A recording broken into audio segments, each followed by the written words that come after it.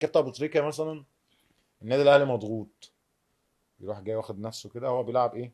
فري تحت الفيرود، متحرك، تمام. اللي هو العشرة المتحرك مش ثابت.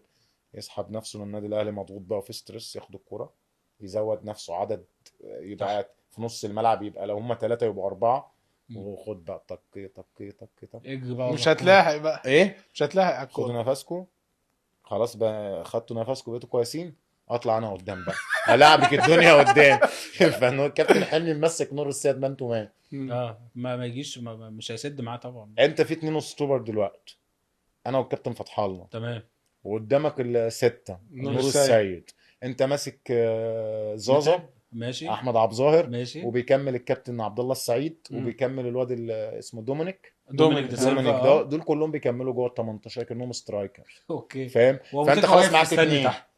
ما هو انا الموقف هنا بقى لما آه. الكرة بتيجي في الشق الهجومي بقى كمل، هو يروح جاي ساحب نفسه خالص، جايب نور السيد موقفه جنبنا. وقفوا جنبنا. انت فاهم تعالى الفكرة؟ انا عايزك ورا. يسحم الدنيا دي، خلاص انت بقينا مش فاهم بقينا بقى. 4 في المكان ده.